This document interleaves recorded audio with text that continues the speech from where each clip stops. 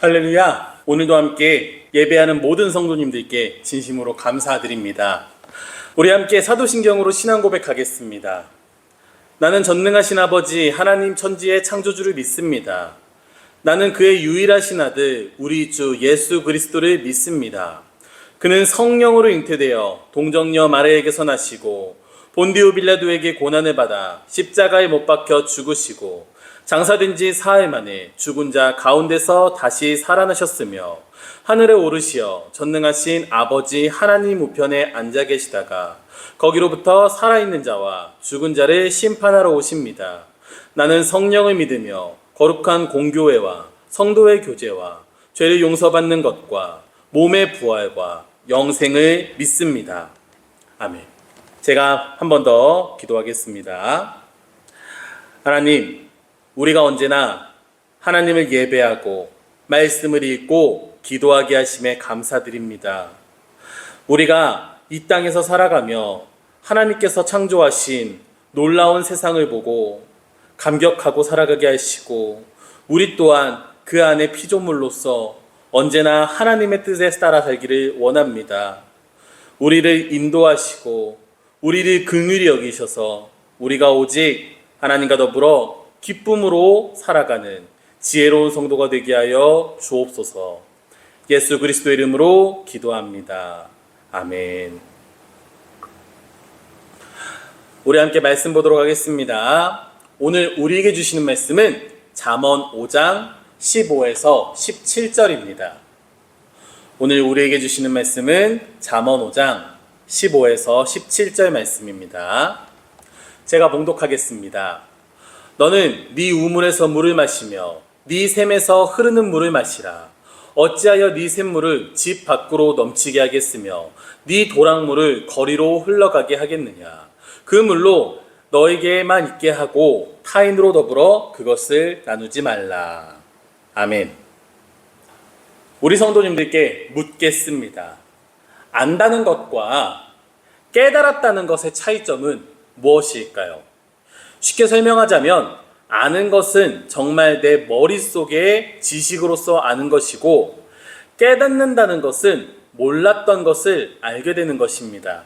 그런데 우리가 깨달음이라는 말을 실제로 쓸 때에는 좀 더 넓은 의미로 사용을 합니다. 더 많은 의미를 담아 그동안 보지 못했던 것을 보게 되고 이미 알았던 것도 새롭게 보이고 또 머리로는 알지만 막상 실천하지 않았던 것도 실천하게 만드는 그런 특별한 변화를 우리는 깨달음을 얻었다라고 표현합니다. 그럼 아는 것과 깨닫는 것, 무엇이 더 중요할까요? 둘 다 중요합니다. 깨달음을 통해 아는 것이고 아는 것이 새롭게 깨달음으로 이어질 수 있기 때문입니다. 어떻게 보면 둘이 하나인 것입니다. 자, 그러니 이제는 우리가 이 두 개를 모두 깨달음이라는 카테고리로 묶어서 이야기를 해보겠습니다. 그렇다면 이 깨달음은 지혜와 어떤 관련이 있을까요? 저는 이렇게 표현하고 싶습니다. 지혜가 있다는 것은 언제나 깨달음이 있다라는 것이다. 그리고 아는 것과 깨달음이 같은 것이고 결국 깨달음이 지혜와 같은 것입니다. 오늘 하루 어떻게 보내셨습니까? 늘 똑같은 하루였습니까? 평범한 하루였습니까? 반복되는 일상이었습니까? 오랜만에 친구들과 만나서도 비슷한 이야기를 합니다. 어떻게 사니? 하고 물어보면 그냥 살지 뭐. 맨날 똑같지 뭐. 이런 말이 제일 많이 나옵니다. 실제로 우리 삶 속에는 쳇바퀴처럼 늘 반복되는 일이 있고 어떤 날은 특별히 어떤 생각을 할 필요도 없이 어느새 시간이 흘러 밤을 맞이하기도 합니다. 그런데 분명 우리 인생은 하나님의 계시, 하나님의 섭리, 하나님의 신비가 가득합니다. 그리고 그곳에서 늘 새롭게 깨달음을 얻는 사람이 있다라는 것입니다. 즉 지혜롭게 사는 성도가 있다는 것이죠. 지혜 있는 자는 깨달음을 얻는 자입니다. 우리 성도님들께도 권면합니다. 매일 새로운 깨달음으로 살아가는 그런 성도가 되기를 기도하겠습니다. 함께 본문 보겠습니다. 먼저 우리가 오늘 잠언 5장 15에서 17절을 읽었습니다. 그런데 이 이야기는 독립된 이야기가 아니라 5장 1에서 14절과 연결된 이야기입니다. 그렇다면 우리가 저번 주에는 어떤 말씀을 나눴습니까?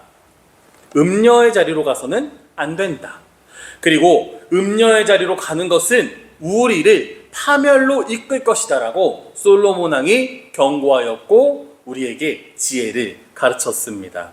그리고 오늘 본문에서 그 대답이 나옵니다.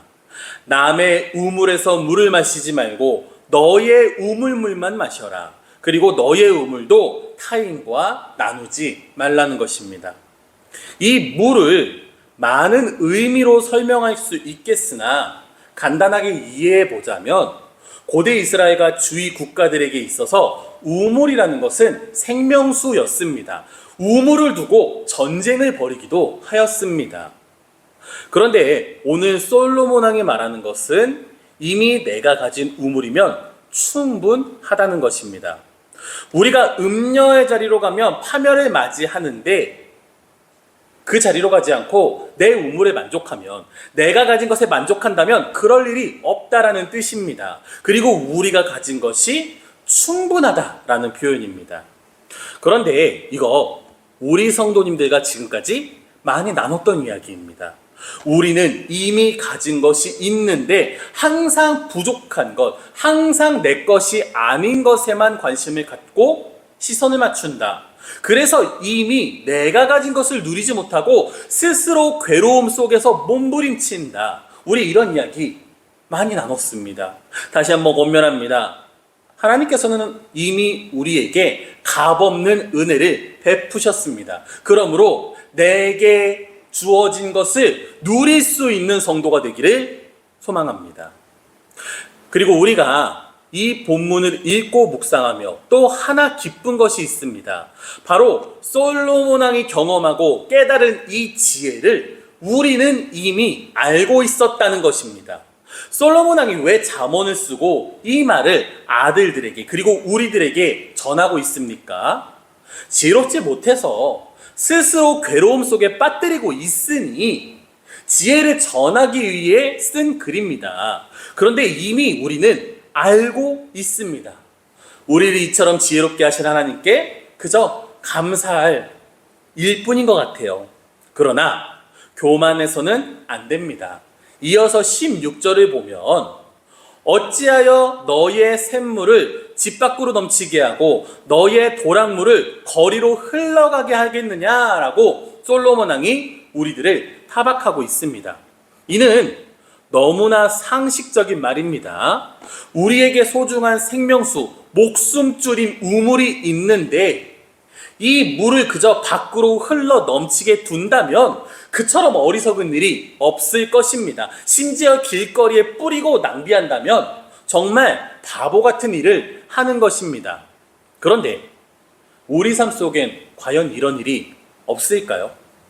오늘 생각해 볼 부분은 바로 여기에 있습니다. 앞서 서론에서 아는 것과 깨닫는 것의 차이에 대해서 잠시 설명을 드렸습니다. 그리고 깨닫는 것은 우리 삶에 변화가 있다라는 것을 아셔야 합니다. 우리는 이미 아는 것이 많습니다.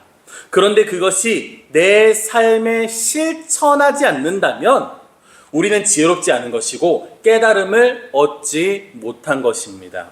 물이 쓸데없이 흘러 넘치면 안 된다는 것을 아나 그렇다고 그것을 해결하지 않고 있다는 것입니다. 그렇다면 우리는 어떻게 해야 머리로 아는 것을 바르게 내 삶에서 드러내며 살아갈 수 있을까요?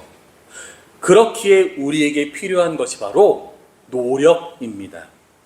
우리가 살아가면서 노력해야 하는 건 너무 당연하고 뻔한 말 같은데 제가 드리고 싶은 말씀은 그런 의미의 노력이 아닙니다.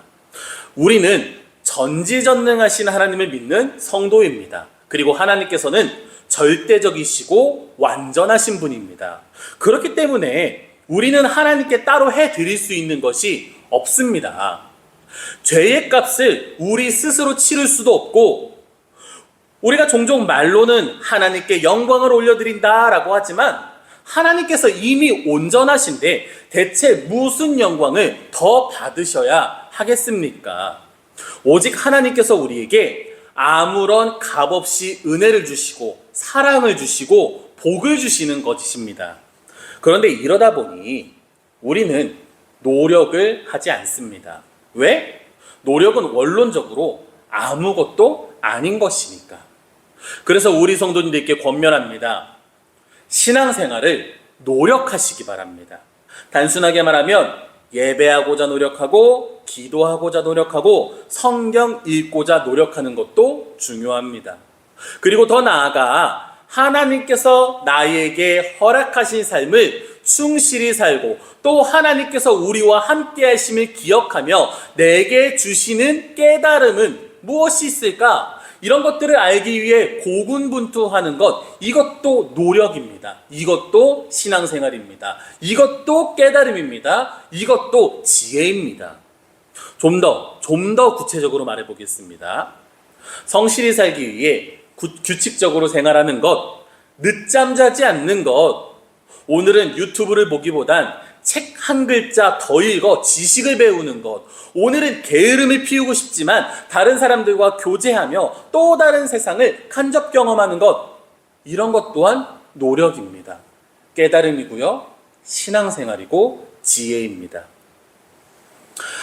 하나님을 만나기 위해 나만의 시간을 구별하여 오로지 하나님께 집중하는 것, 가기 싫지만 또 설교가 들리지 않지만 공예배에 적극적으로 참여하는 것, 또 하나님의 명령대로 세상에 하나님의 사랑을 전하기 위해 노력하는 성도가 되는 것, 이런 모든 것들도 노력입니다. 이를 통해 우리는 깨달음을 얻습니다. 지혜를 얻습니다. 그리고 깨달음으로 살아가고 지혜로 살아가게 되는 것입니다.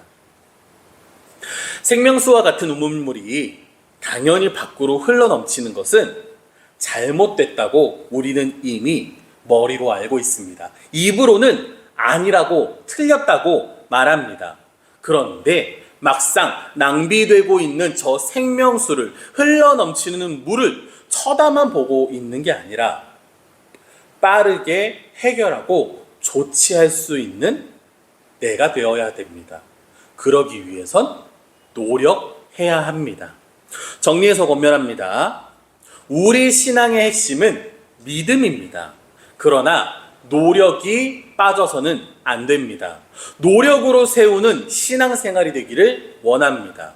그리고 우리 교회는 지금까지 이것을 신뢰라는 단어로 표현해왔죠.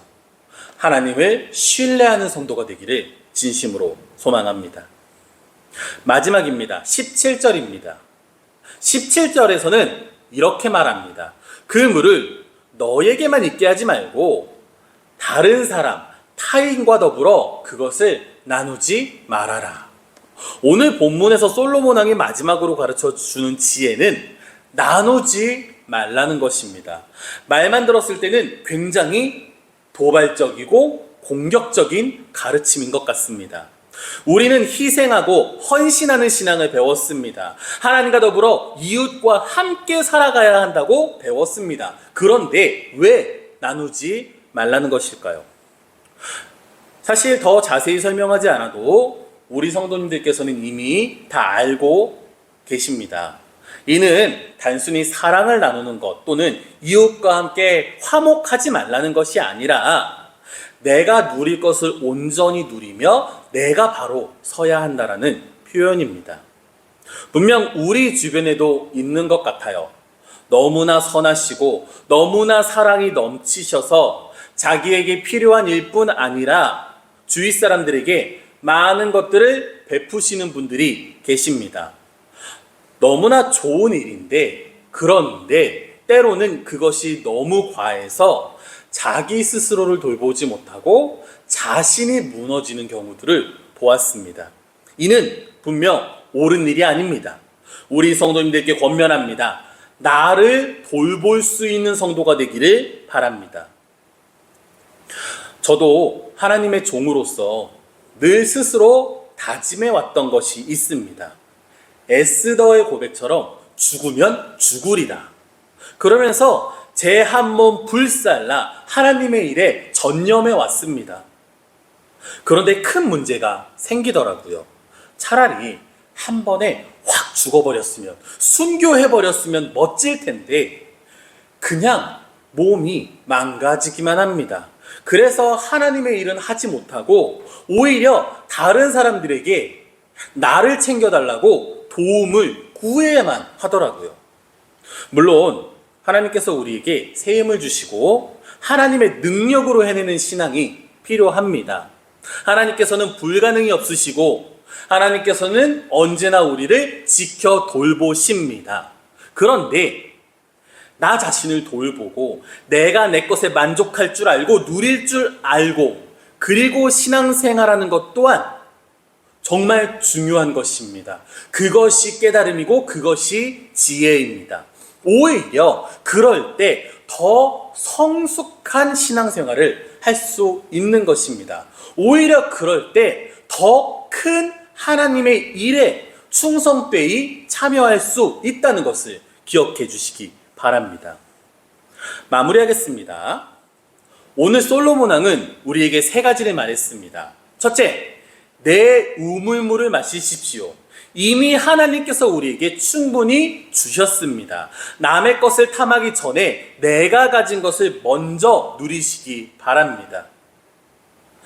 이미 가진 것을 누리는 것 또한 깨달음이고 지혜입니다. 그것이 만족이고 그것이 우리의 신앙생활이 되어야 합니다. 그것이 음녀의 자리로 가지 않는 방법입니다. 둘째, 우리는 이미 알고 있습니다. 솔로몬 왕이 가르치는 이 지혜를 우리는 이미 머리로 알고 있습니다. 그러나 아는 것과 삶이 되려는 노력은 다릅니다. 이것이 바로 깨달음입니다. 나의 삶의 변화입니다. 예배하려는 노력, 기도하려는 노력, 말씀을 읽으려는 노력, 우물물이 거리로 흘러 넘치는 것을 알면서도 방치하는 것이 아니라 즉시 고치는 사람이 되어야 합니다. 셋째, 나누지 마십시오. 이것은 사랑하지 말라는 뜻이 아닙니다. 베풀지 말라는 뜻이 아닙니다.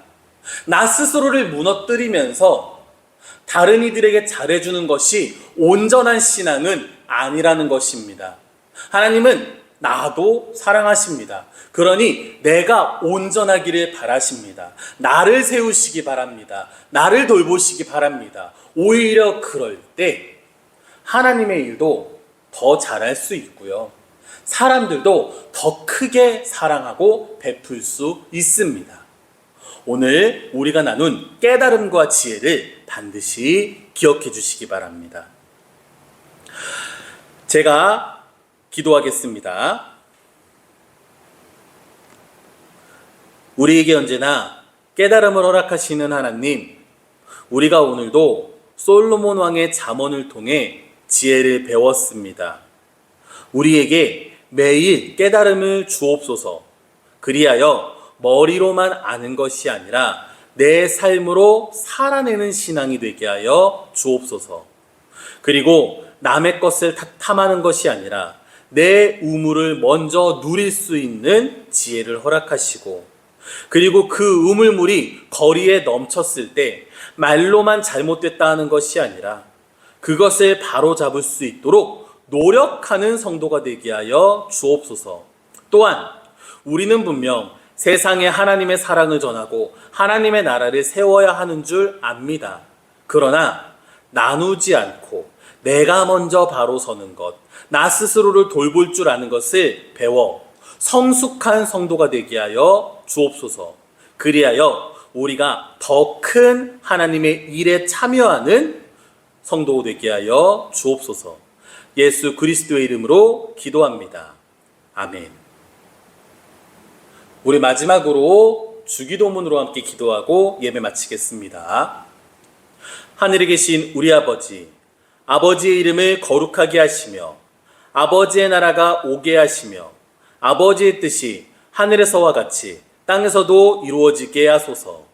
오늘 우리에게 일용할 양식을 주시고 우리가 우리에게 잘못한 사람을 용서하여 준 것 같이 우리 죄를 용서하여 주시고 우리를 시험에 빠지지 않게 하시고 악에서 구하소서.